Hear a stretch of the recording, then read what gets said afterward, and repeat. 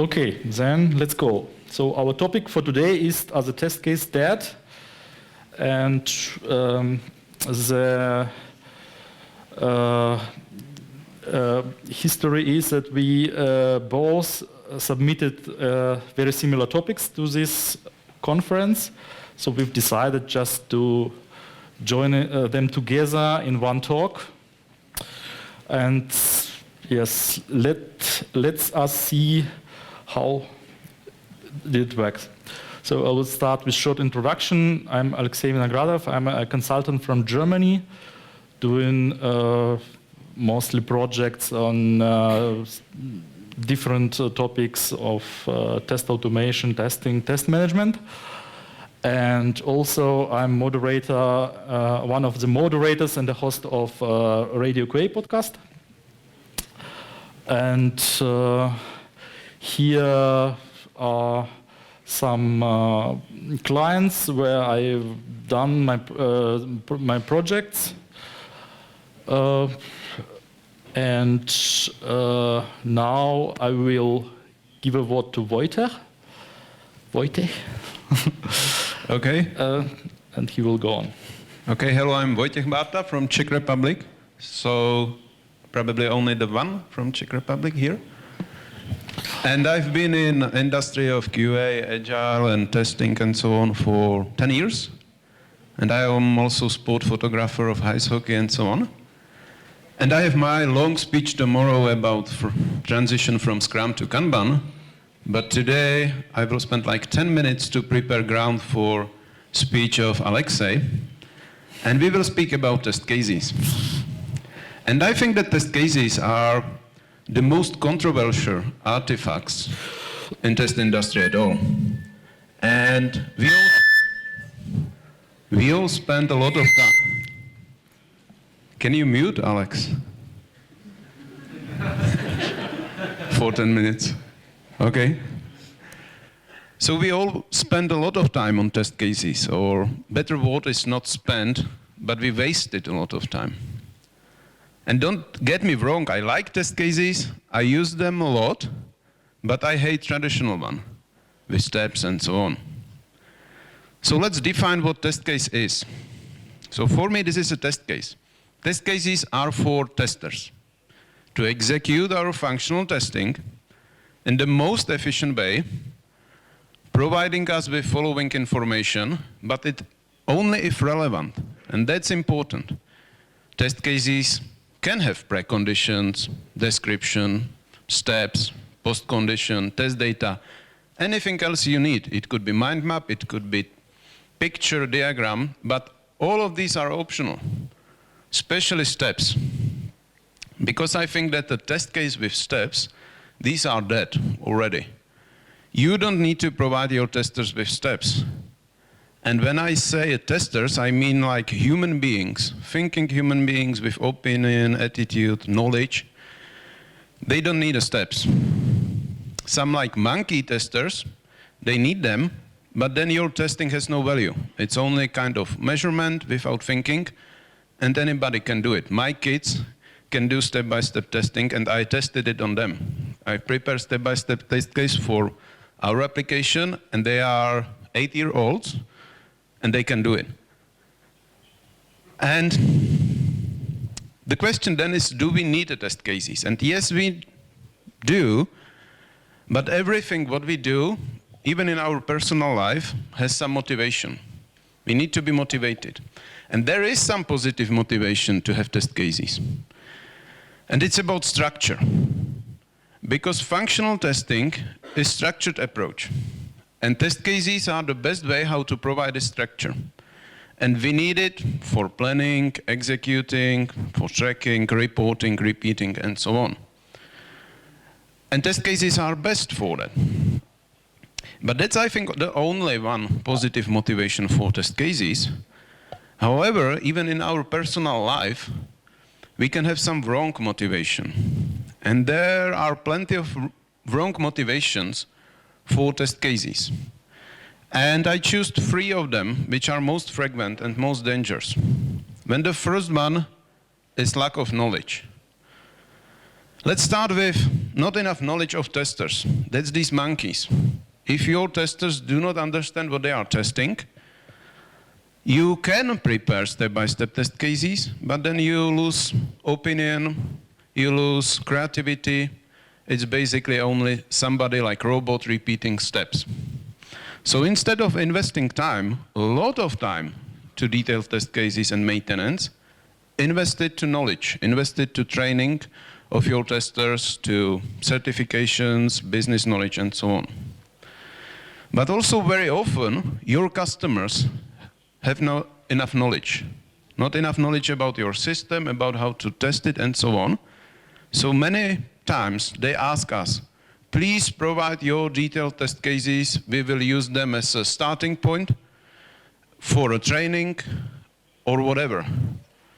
And then the answer should be simple. No, no, no. Because test cases are not for training. They are for testers to execute their testing.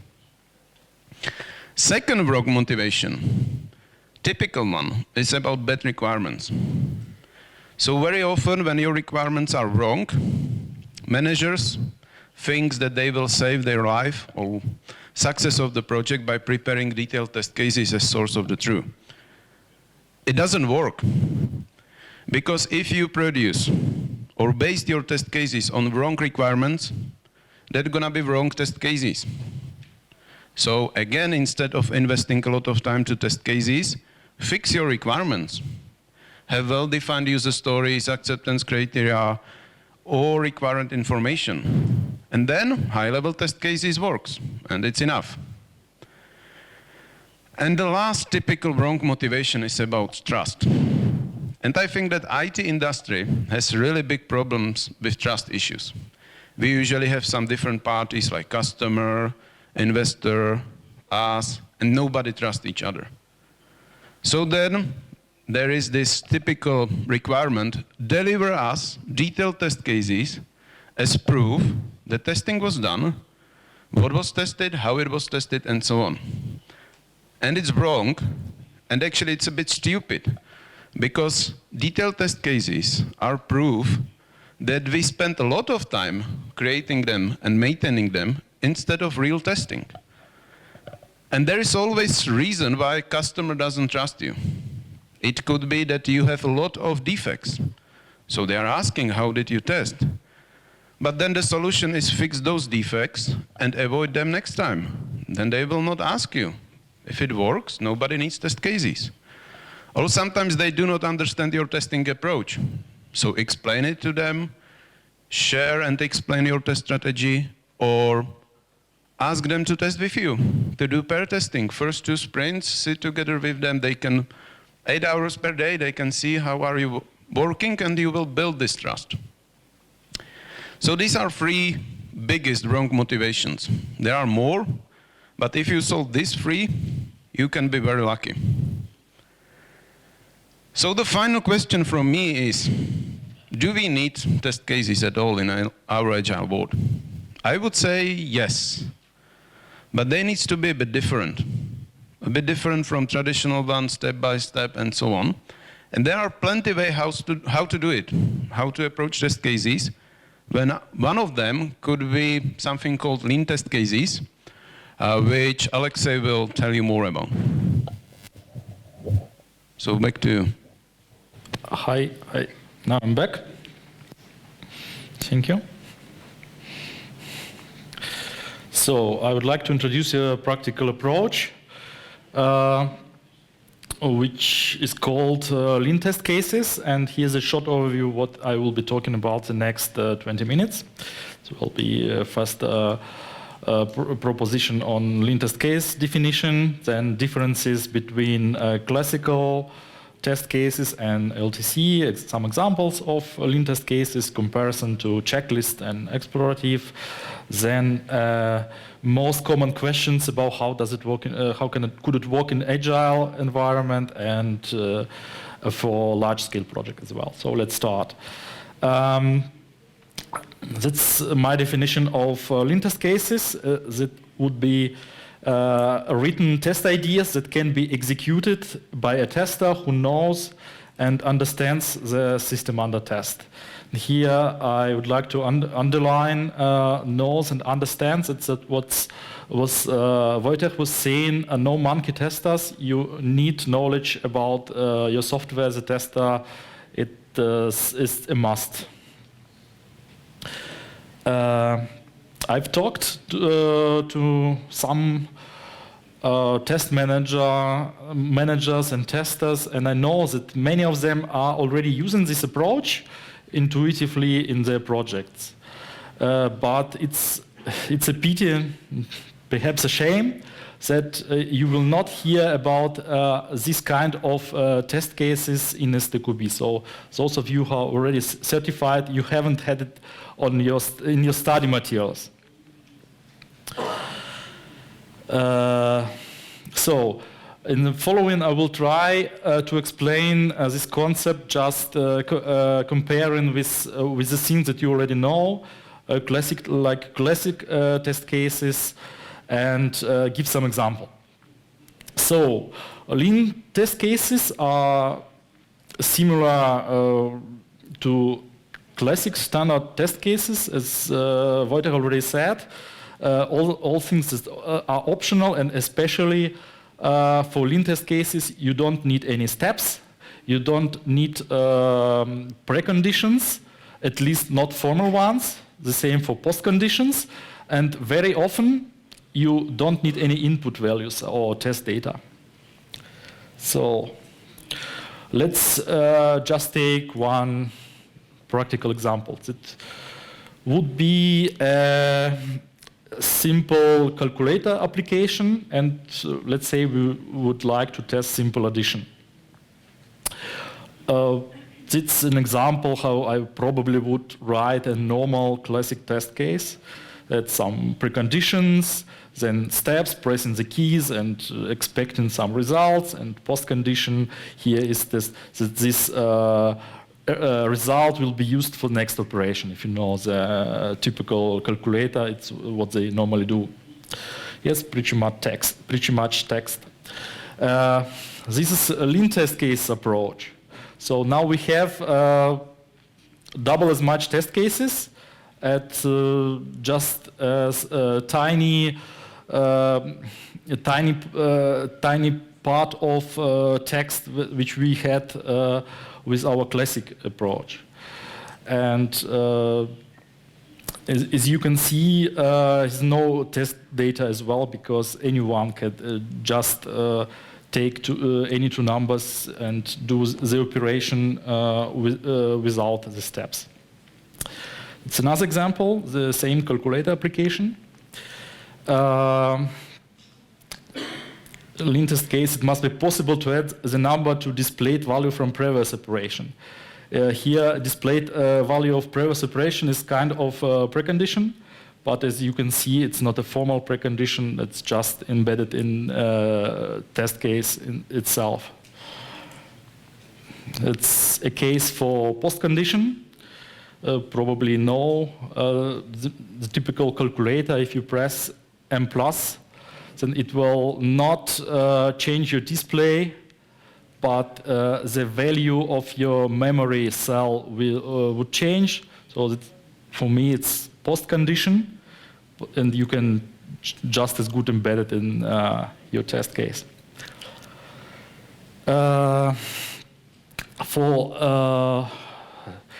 Normally, you would not need any test data or input values, but there are cases where you can do lean test cases with them. I haven't thought of any test case for calculator because it's just too simple, but that's another example of traffic lights application with German rules of light switching. So you have a crossing with two directions, and normally it's starting from the state where for one road it's red and for other it's green. Then the next phase is the red-yellow. Then the third step, the third phase is that it's both red for a short period of time, probably half a second or a second, I don't know. I know it's different in your countries, I think in Russia and Belarus, but I think it's a very good idea to do so because I think it's really decrease the rate of accidents at the crossing because you have a short phase where it's red for both and just the vehicles could end their maneuvers there. Okay, and then typical red plus yellow and red, green, red, so it switched. And as you can see here, it's probably the only input values that are possible. You cannot generate any other. And they are, it's just practically to put them direct in this case, so that you must not make them up during your testing. It's, for me, a good example of lean test case with state data. Okay, so there are some similarity to classic test cases. One of them that you can and probably in most cases should manage them in with your test case management tool, just the way you would manage the normal classical test cases. The same is about adding metadata. Normally it happens automatically. Some of these metadata are filled automatically in popular tools like creation date or author, creator of the test case, then links to requirement and so on. Yes, you could use these test cases for test coverage, test coverage, and for calculating your test coverage and for regression testing as well. So, a short comparison to checklists. If you look at the format of any given lean test case, it would be very similar to what you normally do as a checklist item as well. Yes, so this is a similarity, but the difference is that lean test cases is not about one list, but it's more about managed test cases. You could, if you remember the similarities from the last slide, similarities to classical test cases, like metadata, you mostly don't have it in checklists. So there is still a huge difference. And there are also some similarities to explorative testing. So I think lean test cases take the good parts of other well-known test design method, like you generate your input values very often during the test, like you would do it with explorative testing. It's also mostly a good idea to have different input values each time you execute the test. But there is, of course, a difference. Explorative testing, you're making test design during test execution, sometimes after, because you don't have. It's what explorative testing is about. And with lean test case method, you can do test design before you have your software started, just after you have your requirements ready, so you can do it before execution, of course. So I've done lean test cases in some agile projects, so I can share with you my experience about it.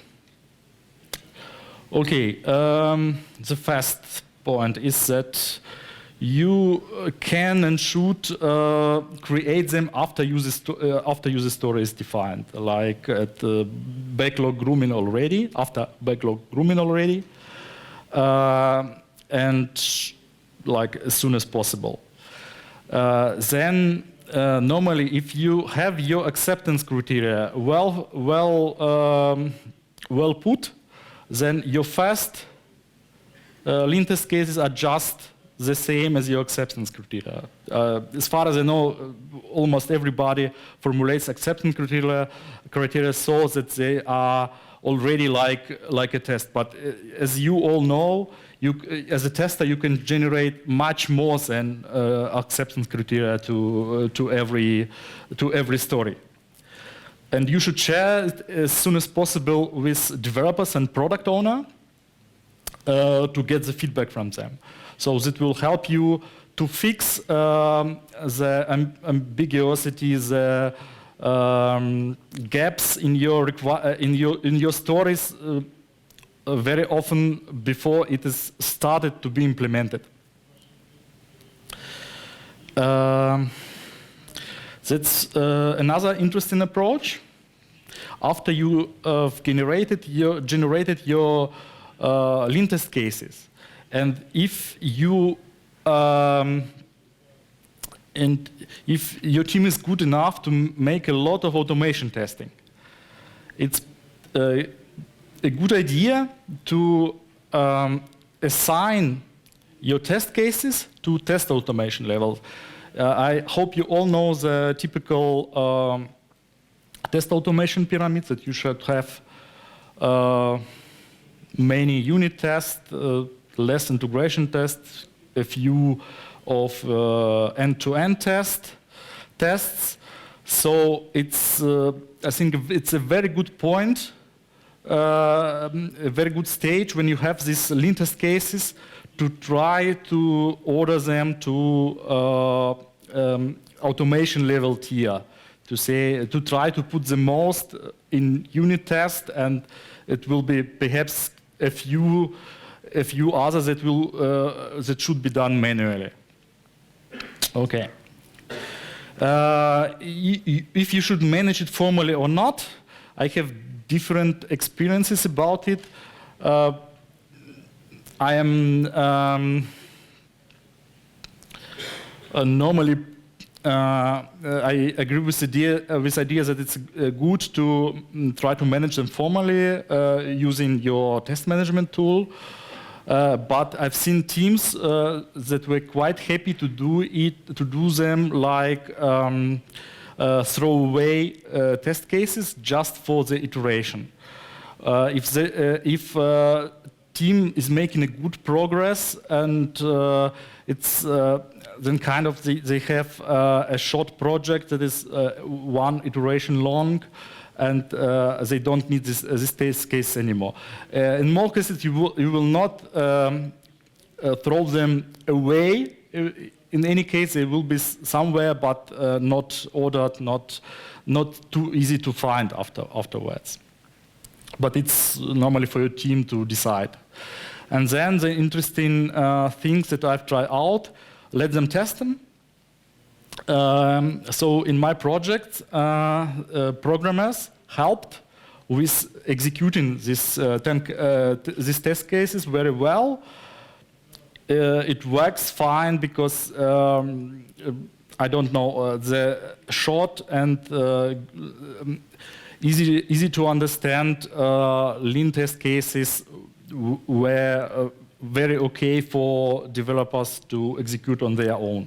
So you could share your execution job in your team very well.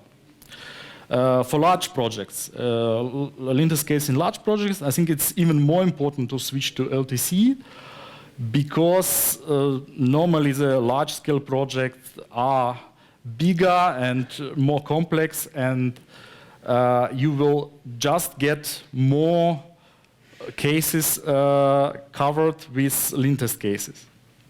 It helps to find better requirements easier, and it enforces together knowledge about project. I think it's very good that if your quality assurance team and all other as well understands the project, and if you have very big projects, it's sometimes tempting to divide the work among smaller teams, and then I don't care what the other small team does, which is a disadvantage. and it works very well from obvious reasons, for obvious reasons with clear defined user stories. So it's not problem at all to use it at large projects. Some general tips. There are cases, if you think that, that I propose to never to use classic test case again, it's also wrong. There are probably some cases where you should write the steps.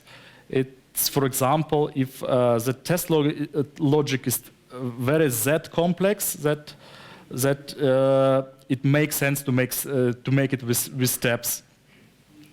Then, as you can see, you will have much more time for you will get your test cases much faster done, and you will always have much more lean test cases as you would manage to write classical test cases. Probably not 5 times as much, but at least two times as much. So you always need a good structure for them, because there will be too many. And make the best use of your test case management tool. So it's just like with classical test cases. And the common benefits is, of course, that it's faster and cheaper. It's obvious. It's easier to read for non-testers.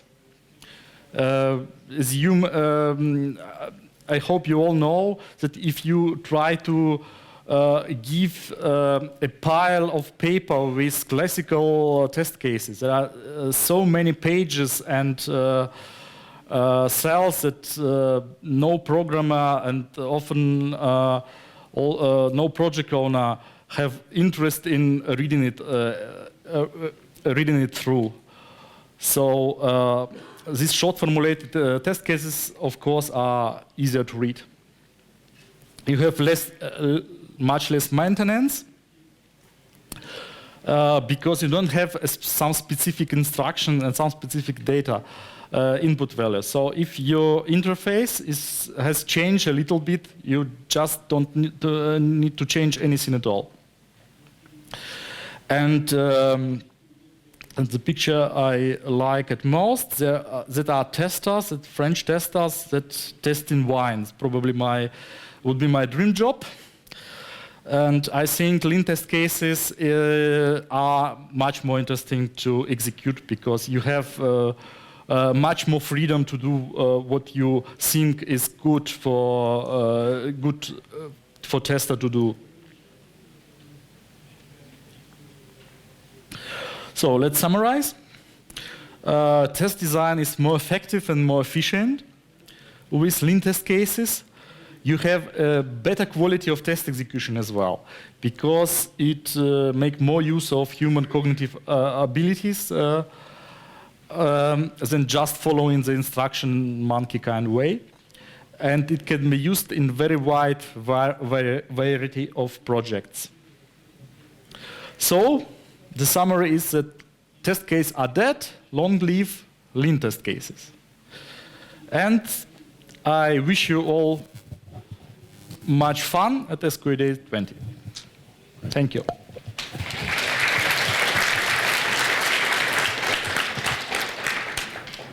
I will maybe add a few words, because we started sooner, so we have time. And it's about my opinion on lead test cases. I very often use these checklists, but the purpose is the same. And let's back to this wine tasting. Every time when I have to execute step-by-step test case, I have to get drunk at first. Otherwise, it's like, no. It's 25 steps, and that's good. Sometimes it's 100 steps, and really, you cannot do it without any alcohol. On the other hand, if I do lean test cases or whatever approach, I don't need alcohol because it's fun itself. But managers do not understand that, because they are not testers. They like this step-by-step, because most of my managers still use this, how is it called? project office or something like that, when they have everything planned with hundreds of steps. And they ask, we need some details. And I send them, but yep, even using clean test cases or checklists, we still have step-by-step test cases. And they said, when or where? And I said, automation. That's step-by-step test case. And it's even very good approach if you have a junior tester who cannot get this knowledge from lean test cases, ask him to read your test automation. It's step-by-step, he can understand. If you do not have a test automation, then invest the time to automating it instead of detailed test cases. And back to main point, it's about structure, and that's the only thing you need. Break smaller pieces, even on complex projects, it's much easier. Do it, for example, with mind map. I have this requirement, then I have these trees, and then this is a final test case. And yeah, enjoy it, because in my previous job, I spent 80% of my time doing detailed test case. Now, test cases preparation is like 10%, and I have a lot of time for fun work like exploratory testing, usability, even speaking with real users. So don't waste your time on detailed test cases. I need alcohol either way. Kidding.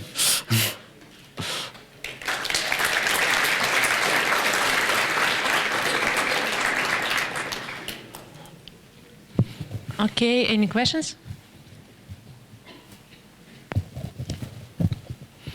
Hi, my name is Ksenia, and I'm working as test automation engineer, automating those test cases. So for a long time on our project, our QA team was doing this kind of lean test cases, and after maybe a year or two they were created, we came and they say, please automate this. But sometimes test cases sounds like test everything against everything. And I should get drunk to go manually through everything, not to miss some environment conditions, some environment preset up, and ask maybe 20 people what environments I should test against. And then the single automated test case can go for hours. And my question is, what do you think is the best approach in this way? Okay, I can answer this one. Then it's wrong test case. Because lean test case doesn't mean test everything in everything. You can have some high-level test cases like that, but then you need to break them down. So the test case is on the level of this calculator. I need to be able to add two numbers, to multiply, and so on. And that's the right level of test case. If it is, I need to be able to do math on calculator, that's wrong test case. And if you have such, then I would find out the author of this test case and then ask me, hey, now you sit together with me and you help me to automate it. And I guarantee you, if it is after 2 years, even he is not able to execute, so shame on him. Mm-hmm. It sounded a bit for me like a lack of knowledge problem as well, because if you must ask too many questions because you don't understand how should it work, it's probably a good idea to invest your time in learning what software is doing and why and how. The knowledge is lost. Yes, it's a problem. It's a root cause problem. My name is Ruslan from Bilet Kontoret, and I do understand the difference between the lean test cases and the classical ones, and I like this idea very much, and we use it in our company. But what is the difference between lean test case and requirement?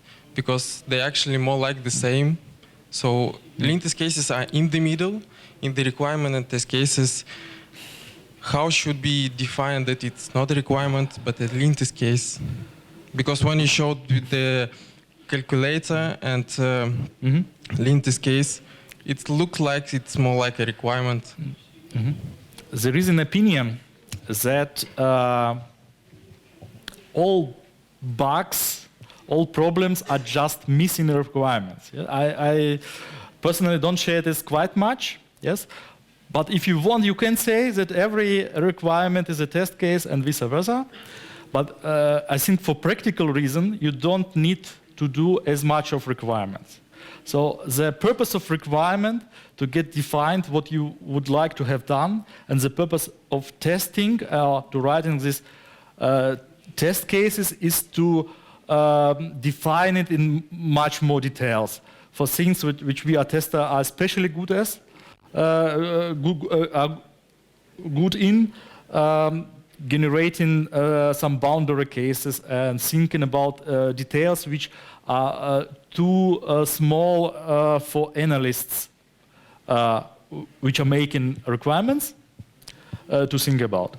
So analysts make it a bit of larger scope, and testers make the fine version of it. I would add one comment to that, yeah. Every user story has acceptance criteria. These are kind of test cases, and they defined how it should work. Then we do test cases when it's not about how it should work, it's about how we will test it. Or actually not how, but what we will test. So I have acceptance criteria for this calculator, and then I go, I will test the multiplication and so on. I add some examples, so it's more detailed. But very often, it's kind of loop. I have, let's say, 5 acceptance criteria. I do my test cases. I have test cases for each of them. But then, in my mind, there are 10 other test cases. So then we need some acceptance criteria for that. So it's going to what I will test. And it's more granularity. Like, you don't need to specify all of these examples. Then I will have multiplication, addition. But I need to add positive numbers and negative numbers and so on, which doesn't need to be specified there. So, but sometimes they overlap acceptance criteria with test cases. Did I answer your question, or?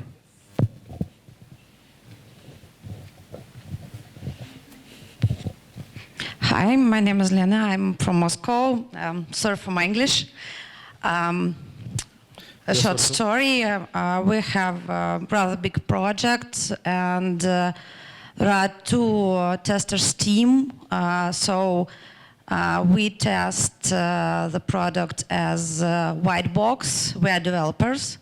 So, and client have their own testers team, and then test as black box. So they ask us to provide classic test cases, then show algorithms and so on. Your experience, how could we migrate to lean test cases and not spend a lot of time to write long checklists and so on? I can start. So for me, it's just the obvious case of trust issue that Vojtech has mentioned. So we should explain what we really did. Yes, then you have trust issues. But maybe from other point of view, to be honest, that's a perfect situation to be. If it is really tester team and tester team, then we should understand each other and get benefit from that. And then I would propose to do some review of test cases. So you prepare these high-level test cases, but you will explain it to them, not like throw it over the way and read it. You will sit with them and say, hey, I'm testing this and this and this. And if you need to go back to history, do 2 days face-to-face session with them, explain everything. And then ask them to do the same, because if you are white box testing and they are black box testing, you should meet somewhere. So ask them to do the same test cases, because it's simple. They can prepare it in a few hours and then again have a face-to-face and build something in the middle. Not I'm responsible for this, you are responsible for this. We have the same way how we do. This is same database of test cases, same approach. And okay, you test this, I test this, maybe different approach. But lean test cases work for both, for white box and for black box. So use it as something which will connect you. I could add just in practical business, so to say, there are issues that, okay, you all know, we have a deadline, then software is ready, of course, but not yet. Not quite as the customer expected, but there are payments that are connected with milestones. So sometimes the both sides, it's in effect, it's also a trust problem, but the both sides just define a set of rules. How do they decide if this payment should be done or not? And yes, in that case, it's often the classic test cases because they can be well prepared, and then you can really formally tell, okay, these cases are done, then we will pay you, but of course you should fix the whole bunch of bugs. But generally, for many companies, it's very important to get this payment, this part payment, at least to keep on over the water. They could not live without this money, so sometimes we use it. Okay, we now have time for questions, but you can ask guys in the colors, and let's... 5 minutes now. 5 minutes? 2 minutes? 5 minutes. 5? Okay, last I question. think. 4 minutes. Morning. My name is Alexander Gubry from Smart Bear Software. I want to ask you, in our company, sometimes we have issues from users, and we have maybe certain steps to reproduce issues and certain data. For example, in your slide, we cannot reproduce it one number with plus 2 number, but one very large number plus very large second number. So it's certain data, and we want to be sure then it cannot reproduce in a next release. So we need to store them and to maybe automate it in next release. So if we do not store it with certain data, we cannot reproduce it. One important thing, you should never mix test cases with bug reports. You need your steps in bug reports, it's for certain. It's not about bug reports, it's about test cases. So first, if you have issue, you would have a bug report. There will be some concrete input values. Just a moment, does it work? Okay. Okay. Yes, but I would argue you never need the concrete number in your test case. Even if you see that two large numbers, you cannot multiply two large numbers, then you would do an additional test case about specifically large numbers, but not about a million by a million. So you just say, okay, multiply something that will be out of range, and you could, as a hint, you can add what is the order of the numbers that would get it, but not the concrete number. It doesn't make any sense. In this case, yeah, but sometimes we have a GUI application and we need to reproduce it with concrete steps with our GUI. We cannot away some steps. Of course, it's never a rule without exception. But if you say, okay, you have them, then you have it, then make the steps. But most cases, you really don't need them. Okay, quick answer, and we can discuss later. But here I would combine it with exploratory testing. You said for every input I would have some general rules, like if it is number, we test some boundaries, we test negative, positive, big, small, and so on. So you have general checklist for application, for all inputs, for all select box, and so on. So it's not lost. And then, yeah, you said we will automate it later. Automate it as soon as possible. Maybe in the sprint, the latest is sprint after. Yeah. For automation, of course, you need some concrete data. Doesn't work otherwise. Okay, that's all. Okay. Thank you.